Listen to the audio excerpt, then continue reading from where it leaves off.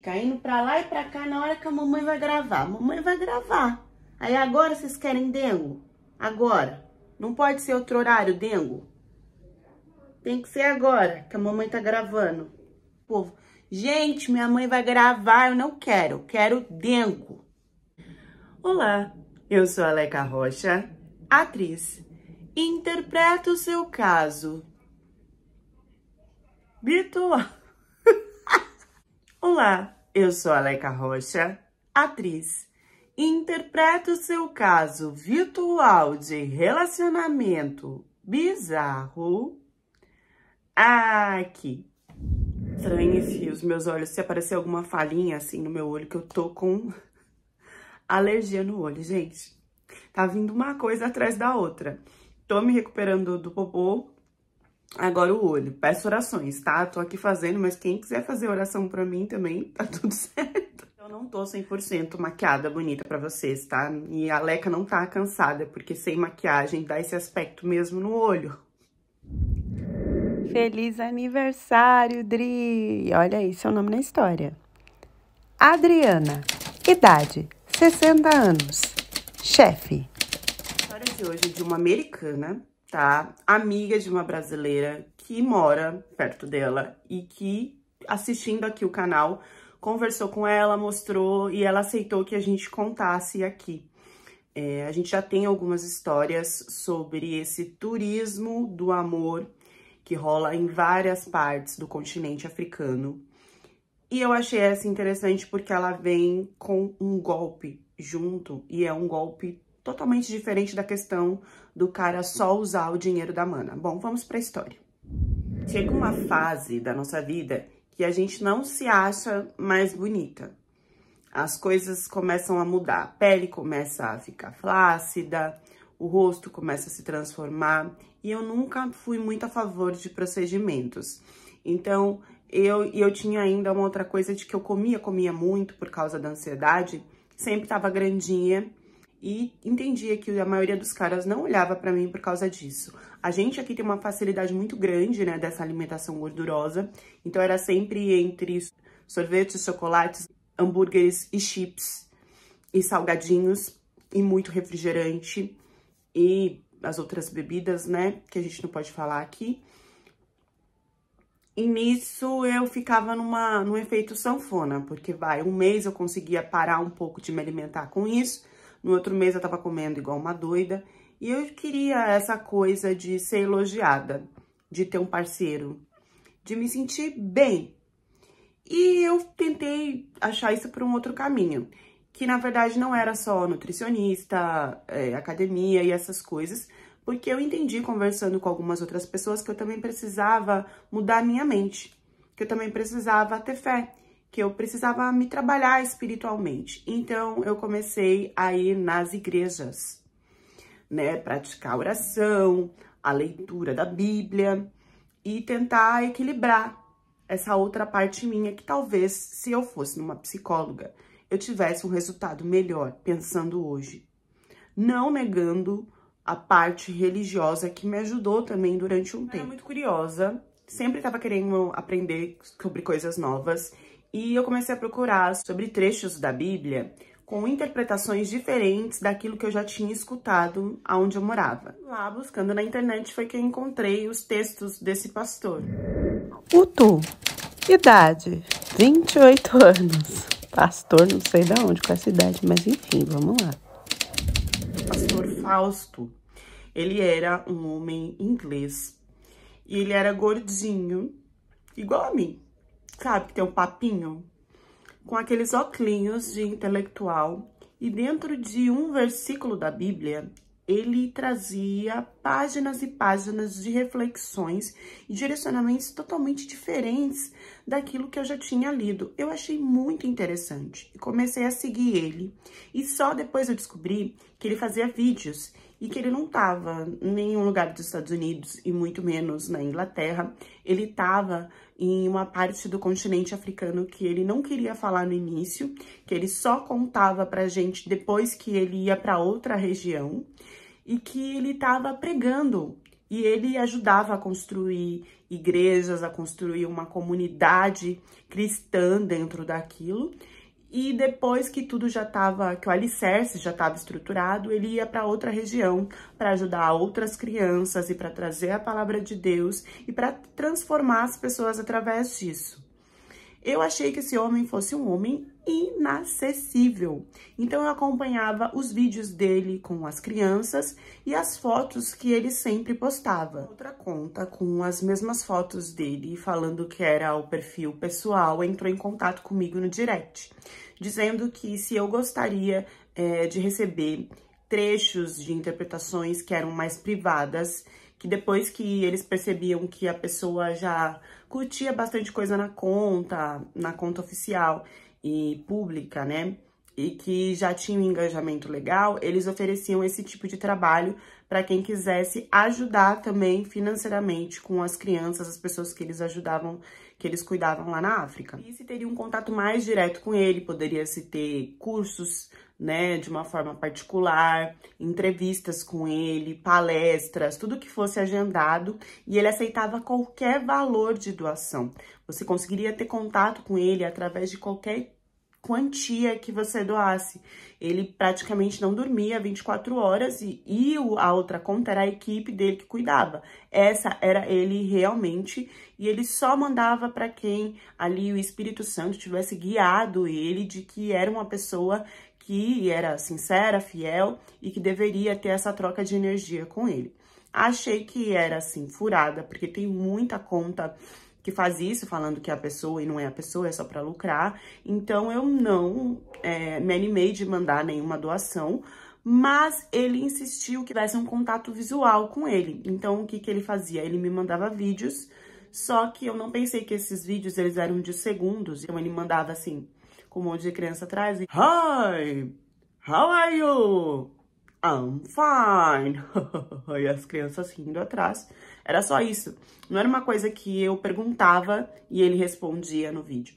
E ele sempre me mandava fotos. E a partir desse contato, nós começamos a falar, então, muito sobre Jesus, sobre Deus. E ele disse que via ali em mim uma mulher que estaria preparada para esse tipo de missão. E que se eu focasse nesse trabalho com Jesus, com certeza o meu equilíbrio emocional, físico, psicológico e até a alimentação ia mudar. Porque tudo lá era muito regrado. Aos poucos, eu acho que em 6 meses de conversa, ele me convidou, então, para eu ir até a África, para eu ir até onde ele estava, e aí ele abriu, que era na Nigéria, mostrou a igreja, tudo que ele estava construindo, que se eu quisesse participar desse trabalho, ele estava aberto, porque ele já tinha uma confiança muito grande ali em mim. E ele mandava áudios, tá, gente, contando sobre tudo, detalhando orçamentos. Eu nunca mandei um tostão pra ele. Ele dizia que não tinha problema, ele me pedia orações durante a noite, de madrugada, ou então que eu fizesse até jejum, para que as coisas dessem certo por lá. E conforme eu ia fazendo isso, as coisas iam dando certo e ele ia me agradecendo pelo fortalecimento espiritual que eu dava para ele, que em nenhum momento era material. Verdade, então, de que ele não poderia sair de lá da região da onde ele estava fazendo o trabalho dele para ir me encontrar no aeroporto. Então, que ele mandaria, né, um dos auxiliares dele e que depois esse rapaz me levaria até o lugar. Eu fui. Porque, assim, realmente o projeto, ele existia, ele me mostrou documentação, site, o próprio Instagram dele tinha pessoas comentando sobre tudo, tanto no oficial como no pessoal. Eu fui muito bem recebida por esse rapaz, né, ele queria até me abraçar, tudo e tal, assim, ter mais contato, sabe? E aí, fez algumas fotos, porque disse que seriam publicadas e que eu poderia ir descansar, então, no hotelzinho que eu tinha reservado, para depois ir encontrar com o pastor Fausto. Só que, assim, eu já queria encontrar com ele direto. E nesse tempo que eu mandava mensagem para ele não me respondia. E eu achei estranho que quando eu entrei no Instagram pessoal dele, os comentários, eles tinham sido fechados. E depois, as partes que tinham destacadas lá também tinham sido arquivadas. E eu perguntei por que estava acontecendo isso para esse rapaz que chamava Utu. E ele disse que, então, o site tinha entrado ali numa reconstrução, mas que depois voltaria ao normal e traria o conteúdo novo até comigo, né? Uma americana que resolveu ir para lá, que poderia dar muitas visualizações, apesar de eu ainda não ter ajudado ele de nenhuma forma financeiramente.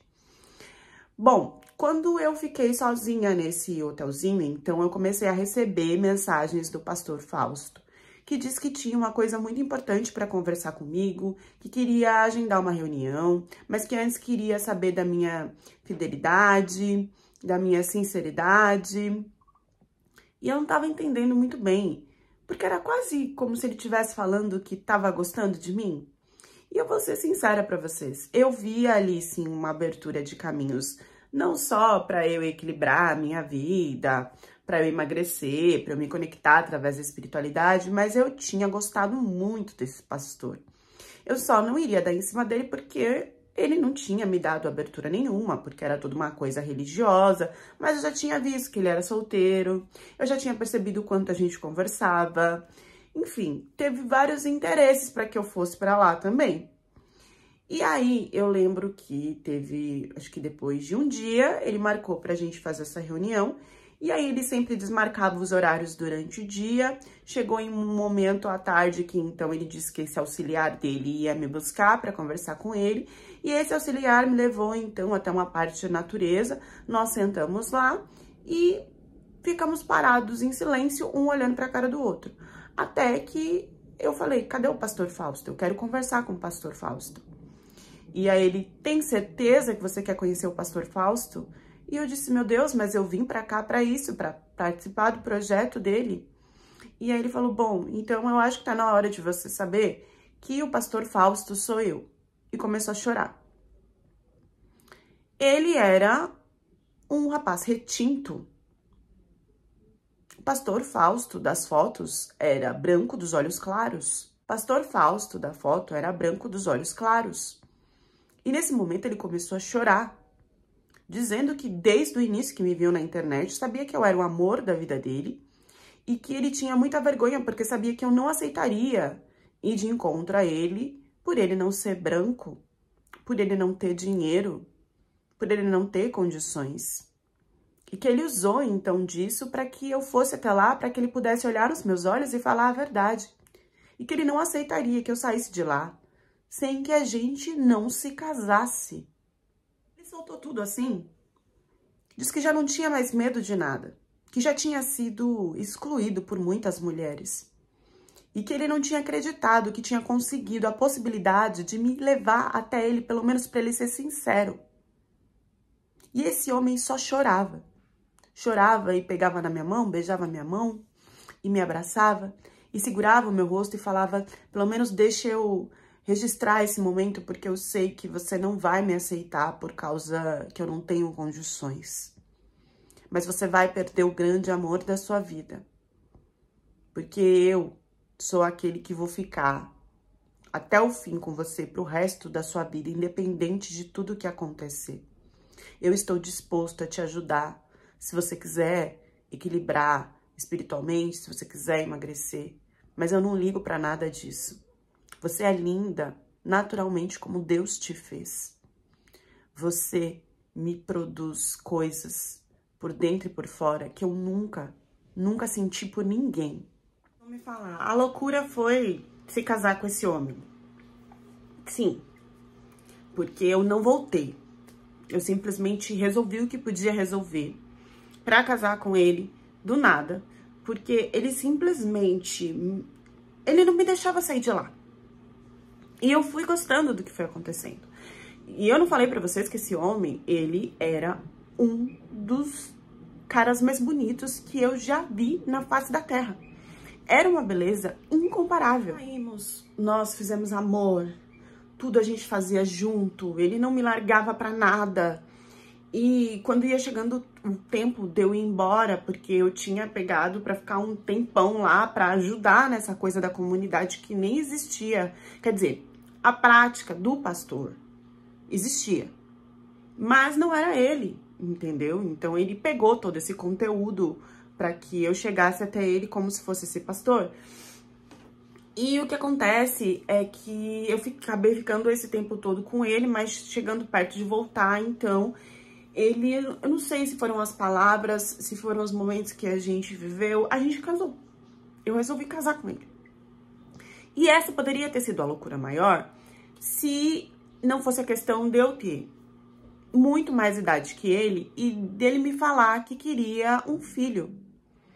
Eu entrei numa hipnose com ele de que tudo poderia ser possível, que eu não sei explicar pra vocês. Mas ele começou a falar que lá na África eles tinham ervas e tinham uma tecnologia, procedimentos, onde seria possível eu ter um filho dele e que ele queria muito ter uma família.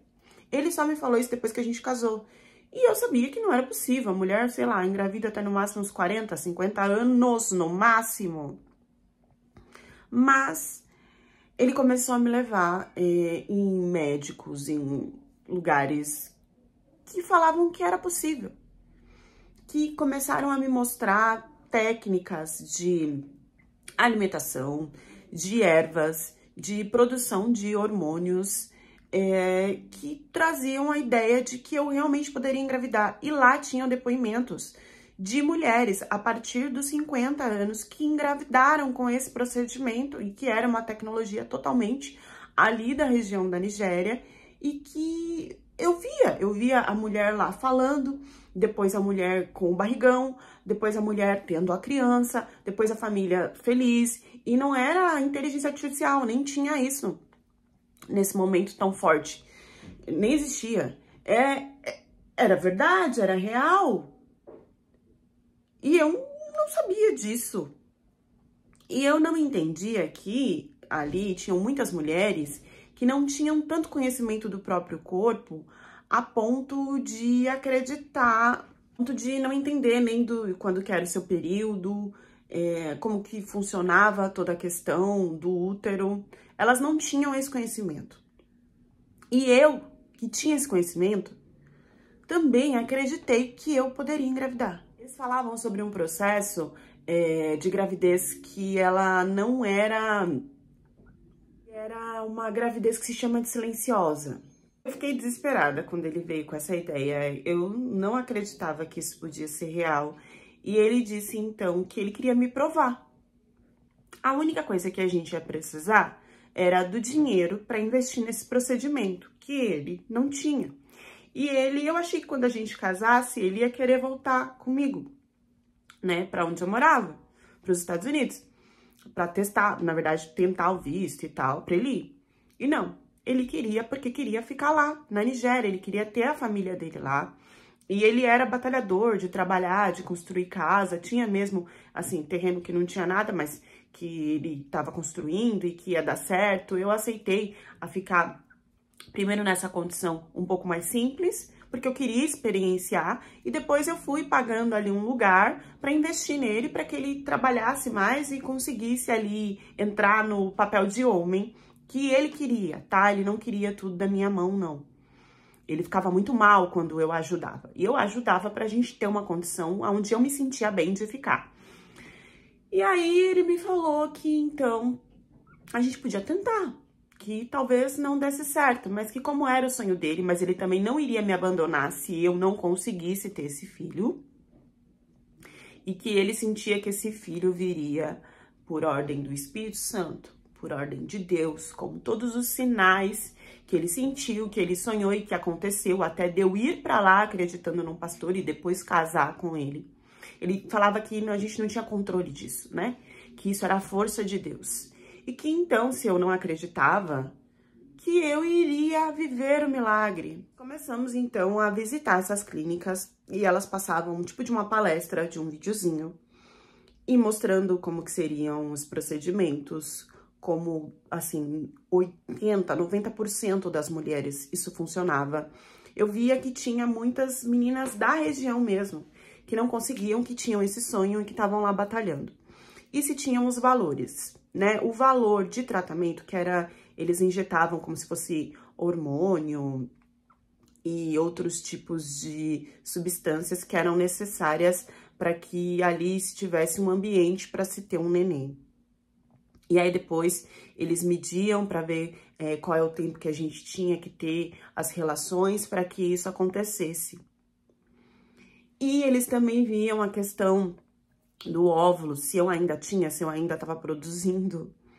Coisa que, gente... Coisa que, assim, era muito raro na minha idade. Não existia, né? A gente já tinha ali, já tava ali na menopausa. E eu meio que não entendia algumas partes, mas eu deixava passar porque ele dizia que eu tinha que acreditar na palavra dele, assim como eu acreditei na palavra dele por todos esses tempos. Por todo esse tempo, até casar com ele. Bom, eu acho que o investimento era de $1.000 a $3.000 só nessa parte de tratamento. E eu comecei a fazer, gente, sem esperança nenhuma.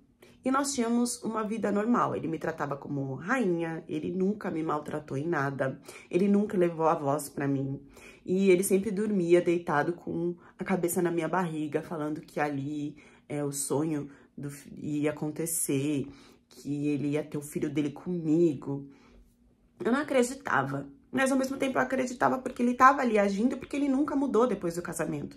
E porque ele trabalhava assim, ele ganhava muito pouco, tá? Ele trazia pouco pra casa, mas aquele pouco ele gastava comigo dentro de casa. Ele não saía à noite, ele não bebia, ele não tinha outras mulheres, ele não queria nem celular pra conversar com ninguém. Ele era perfeito. Eu só queria que ele fosse comigo para os Estados Unidos. Mas ele falou que então ele iria depois que a gente tivesse esse filho. E eu falei pra ele, mas então não é melhor a gente ter o filho lá? E aí ele vinha com essa coisa que não existia isso nos Estados Unidos, que ninguém acreditava e que jamais eu ia conseguir engravidar pelos métodos naturais. Comecei, gente, era assim, eu ia lá, aí eu ficava deitada, eles injetavam algumas coisas em mim, e eram muitas meninas, muitas mulheres na fila fazendo isso, e eu voltava pra casa e tudo bem. Em pouco tempo, a doutora me disse que, por um milagre, eu tinha conseguido engravidar. E eu não acreditei nela, porque a única coisa que eu sentia era um pouco de inchaço, mas eu não tinha nenhum outro sintoma. Então, a doutora disse que a gente tinha que fazer um teste para confirmar um positivo. E enquanto eu tava lá, tinha outras mulheres que eu via que recebiam um teste negativo e que mesmo assim acreditavam que estavam grávidas, porque tinha uma tal de gravidez silenciosa, que era aquela que não aparecia a barriga, ou então que o feto não ficava, né, na parte certa do útero, ficava, tipo, ele crescia em outra parte do corpo, e que por isso não dava o positivo, e que por isso não dava para ver no ultrassom. E aquelas mulheres, elas acreditavam piamente naquilo de um jeito que mesmo que o meu desse negativo, eu ia começar a acreditar também, porque tinha a explicação, a tal da gravidez silenciosa. A médica me chegou com o resultado de exame depois que eu fiz, mostrando que era positivo. E aí que eu não acreditava mesmo, eu queria fazer ultrassom. E aí ela me disse que através desse procedimento, por injetar muita coisa na gente, a maioria das gravidezes são silenciosas e não dá para ver o feto, porque ele cresce praticamente na parte das suas costas. Mas que, como ele cresce, com certeza a minha barriga ia aumentar, os meus peitos iriam aumentar e eu ia sentir ali todo o estado de uma mulher grávida. Eu saí daquele consultório que eu não sabia muito bem o que pensar sobre, mas quando eu falei pra ele que eu tava grávida, ele ajoelhou, ele chorava, ele agradecia a Deus, a tudo. E outros homens do lado com as mulheres, também na mesma situação. De uma forma que eu não tinha como pensar. Eu tava vivendo aquilo, eu não entendia, mas eu vivi aquilo. Gente, é muito difícil de colocar em palavras aqui, tá? Eu juro que eu tô tentando, mas eu não consigo. E aí, a partir disso, a gente ia pro próximo procedimento, que era o quê? Era uma gravidez super de risco, eu teria que cuidar disso, então teria que tomar os remédios certos, ser acompanhada. E aí, iriam outros custos que chegariam a mais de 2.000, 5.000 aí, dólares, para me acompanhar até o dia do parto. E aí que veio a loucura. Porque a minha barriga realmente começou a crescer. O meu peito realmente começou a crescer e até ter uma secreçãozinha branca, como se fosse leite na ponta.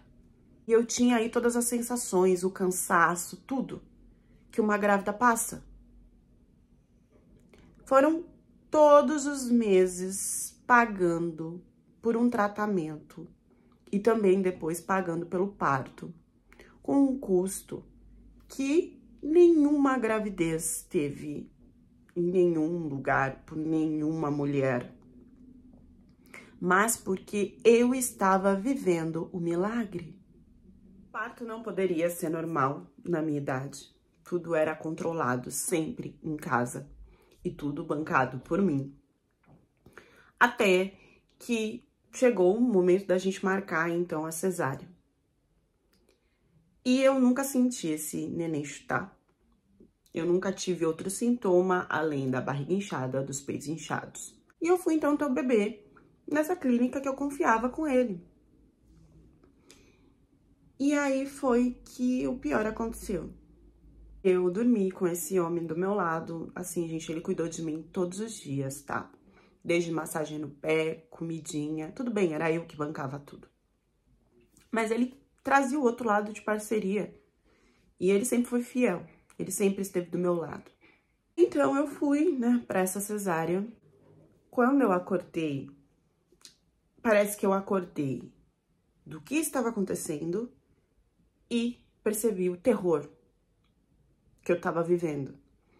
Porque primeiro que me deram um neném que não tinha nada a ver comigo, que não tinha um aspecto de recém-nascido, que não tinha nada a ver com meu marido, e me disseram que era o nosso filho. E o meu marido acreditava piamente nisso. E me fizeram um corte da frente até atrás na desculpa de que esse neném veio à força pelo normal, mesmo com a cesárea programada, e que por ser muito grande teve que se fazer isso.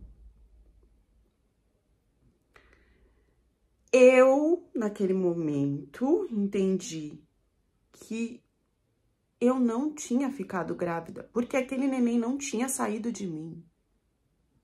Eu comecei nessa situação deplorável que eu tava a discutir com o Tu. E ele virou aí outro homem, né? Dizendo que era o filho dele sim, que eu teria que cuidar sim, e que ele que mandava em toda a situação.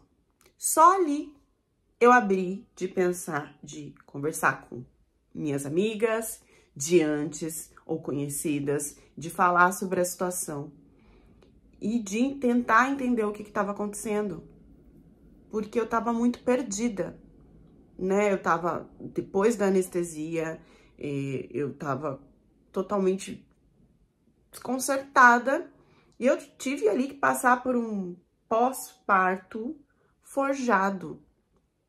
E eu tive que aguentar isso porque eu só tinha ele ali nessa situação. Mas, ao mesmo tempo, ele não me cortou o celular, não me cortou nada. Eu tinha tanto medo de cair no golpe do visto, no golpe de ele me tirar todo o dinheiro. Mas eu acabei caindo no golpe da gravidez, que eu nem sabia que existia nesse lugar. E que eu só fui informada por uma das meninas que também estava saindo da clínica, em um estado mais deplorável ainda que o meu. Porque quando passou a anestesia, passou tudo, que eu pude ir para casa, tinha uma menina loucamente gritando, falando um monte. E eu tive um alerta de gravar o que ela estava falando, porque eu não entendia o que ela estava falando. Mas eu gravei. E aí eu gravei aquilo comigo, fui com ele para casa. Começaram as brigas, porque eu sabia que aquela criança não era minha. Eu queria saber de onde que eles tinham tirado aquela criança. E aí ele queria mandar em mim. e me trancar e que eu tinha que ter ali as funções como mãe. E eu falando que eu não ia fazer isso, que ele tinha que me escutar, que tinha alguma coisa errada. Eu sei que de uma noite para outra que eu apaguei, desapareceu ele e a criança. E eu fiquei num limbo. Menos a casa, né, o lugar que eu tava, era eu que tava bancando. Então eu tinha ali para tentar entender o que estava acontecendo. Eu precisava dos medicamentos, eu precisava de cuidados, de ajuda para tomar banho. Eu tava ali com tudo, aberto, né? E aí sim eu pedi socorro para amigas e conhecidas que em nenhum momento queriam vir para a Nigéria. Elas tinham medo.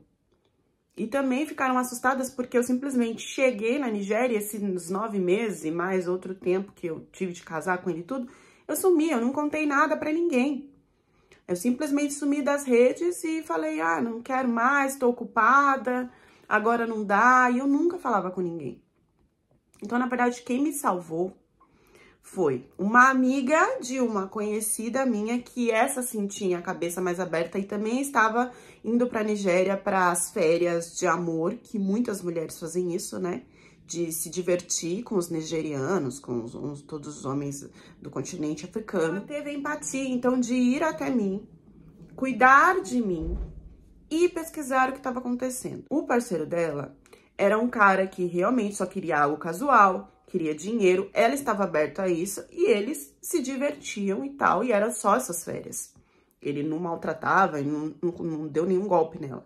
Então, através desse áudio que eu tinha da menina, é que eu descobri o que realmente estava acontecendo.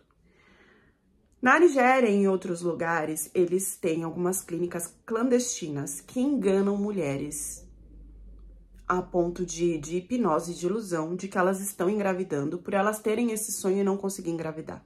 Então, eles injetam hormônios, eles injetam várias coisas, e eles vão ganhando dinheiro com isso, as mulheres vão pagando muito pra isso, e chega na hora. Eles colocam essa desculpa de gravidez silenciosa para que as mulheres... porque não vai aparecer neném no ultrassom, às vezes a barriga não vai crescer, às vezes ela não vai ter sintomas, mas ela tem que acreditar que ela tá grávida. Existem mulheres que acreditam que estão grávidas até 11 meses, 12 meses, 1 mês e meio, porque essa gravidez é uma gravidez diferente. E ninguém tem conhecimento, as pessoas não têm tanto estudo, então elas vão acreditando em tudo que o doutor tá falando. No meu caso, eu simplesmente fui iludida. Iludida por carência, por amor. E aí o meu, como durou os 9 meses, o que acontece é que essa gravidez, ela é toda uma mentira, só para arrancar dinheiro, e que chega na hora, eles inventam um parto, seja normal, seja cesárea, seja com cortes, seja sem, e dão uma criança ali na mão daquela mulher, que aquela mulher, por todo esse procedimento que nunca existiu, ela tá pagando por uma criança que foi pega de alguma outra mulher inocente. Então, na maioria das vezes são adolescentes, que são levadas por vários homens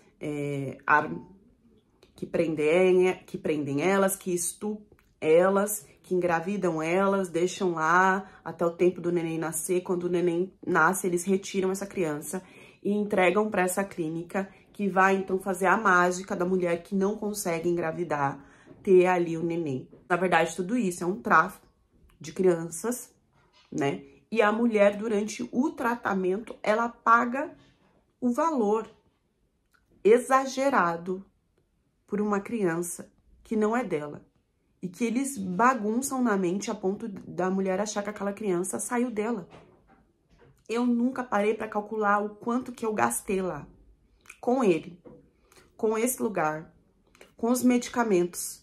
Que na verdade, na maioria das vezes, podia ser até água. O que eles injetavam realmente era hormônio para que você tivesse ali um aspecto de que estava inchada e entender que estava grávida. Mas o resto era tudo da nossa cabeça. Como eu acordei e não aceitei o bebê, e eu não sei o que ele faria se eu aceitasse o bebê também, sumiu rapidamente, porque ele ainda poderia usar aquela criança para receber dinheiro de outra mulher. Então eu fui cuidada por essa americana e por esse nigeriano, que era um cara sincero. E tentei buscar saber da onde que era essa clínica, como que eles trabalhavam. Tentei sim denunciar, mas existe uma própria organização, tá? Dentro dessa região, que eles acabam até pagando, né, por isso, e que é muito difícil de ser quebrado, mas que sim, existe também a parte da polícia que vai lá e que salva essas meninas, porque são muitas meninas que são presas para realmente terem esses bebês. Descobrir essa máfia e entender que esse cara só me levou até lá para ele tirar o dinheiro necessário para ele lucrar em cima de mim e ainda me deixar de uma forma vulnerável. Eles não precisavam ter feito corte nenhum. Eu não sei por que eles fizeram isso, foi totalmente na maldade. Eu só queria sair dali, entendeu? Então eu fiquei o tempo de me recuperar dessa cicatriz horrível. Cada vez que eu pensava em como que eu pude acreditar, em como que eu não conversei com ninguém que iria me acordar e falar, não tem como, você tá grávida agora. E quando eu imaginava todas aquelas pessoas, todos aqueles vídeos, daquelas pessoas, aqueles depoimentos, enfim, eu consegui, né? Eu voltei para os Estados Unidos, nada me prendia. E comecei a trabalhar, então, sobre denunciar essas questões. Tentei até criar um grupo de mulheres para auxiliar. Não consegui, porque cada vez que eu tentava dar um passo ou que eu escutava alguma história sobre, eu tinha gatilhos, eu ficava muito mal. Ia até parar no hospital por perda de pressão, desequilíbrio, enfim. Eu não me senti pronta e depois de muito tempo eu ainda não estou pronta. O Tu, ele desapareceu. Eu não consegui concluir nenhuma vingança sobre ele, infelizmente. Bom, nós sabemos do turismo do amor, né, que existe aí em África, e isso já não é segredo para ninguém. Só que eu não sabia que a parte de inglesas e americanas, isso, gente, é muito maior do que a gente tá pensando que acontece aqui com brasileiras, tá? E aí, me veio essa informação, eu fui buscar sobre outras histórias, que isso realmente acontece. Eles colocam na cabeça das mulheres que elas estão grávidas, e essa gravidez, ela dura, às vezes, de um ano e meio, elas lá investindo e tal. E aí, sim, eles traficam crianças para que essas mulheres acordem com um bebê no colo, como se fossem delas. Eu procurei alguns depoimentos aqui, e olha só, mãe por 15 meses. Chama foi convencida de que estava grávida por 15 meses após injeções e tratamentos dados por uma clínica falsa em Anambra. No momento do parto, ela foi sedada e acordou com sinais de cesariana e um bebê no braço que não era seu. Ao Ju chegou a ser oferecida uma quantia para vender o seu bebê, mas ela acabou sendo resgatada pela polícia antes que isso acontecesse. Juliette, infertilidade. Juliette enfrentou 11 anos de infertilidade. Mesmo após exames e ultrassons negativos, a clínica prolongou a gravidez dela por mais de 1 ano e meio. E ela declarou que se sentia grávida. Miriam e Roda, mulheres tráfico para fábrica de bebês. É tipo uma fábrica de bebês, tá? São adolescentes que foram deslocadas de conflitos e aceitaram a oferta de trabalho e foram levadas por homens para serem estupradas várias vezes até engravidar. E aí, após o nascimento, os bebês são tirados e vendidos. Essa Miriam descreve que foi levada à força e vendida pelo valor de $55. E que, na maioria das vezes, eles resgatam essas jovens nigerianas para fazer isso. E na maioria das vezes elas têm 16, 17 anos ou até menos. Isso pode dar distensão abdominal falsa, a ideia de gestação real, inchaço, né, das mamas e outros lugares, a ideia de que se está produzindo leite, danos aos órgãos reprodutivos, inclusive infertilidade permanente ou até o arrasta para cima. A história não tem muitos detalhes de como ela foi envolvida, até porque foi traduzida do inglês para o português e porque não se quis dizer muito. Mas eu acho que serve de reflexão e também de alerta para essa informação que eu acho que não é todo mundo que sabe, não. Gente, eu já escutei de tudo. Agora, fingir e acreditar que tá grávida para ganhar um bebê que não é seu e pagar por isso foi a primeira vez. Deixem as reflexões de vocês nos comentários e até a próxima história do canal.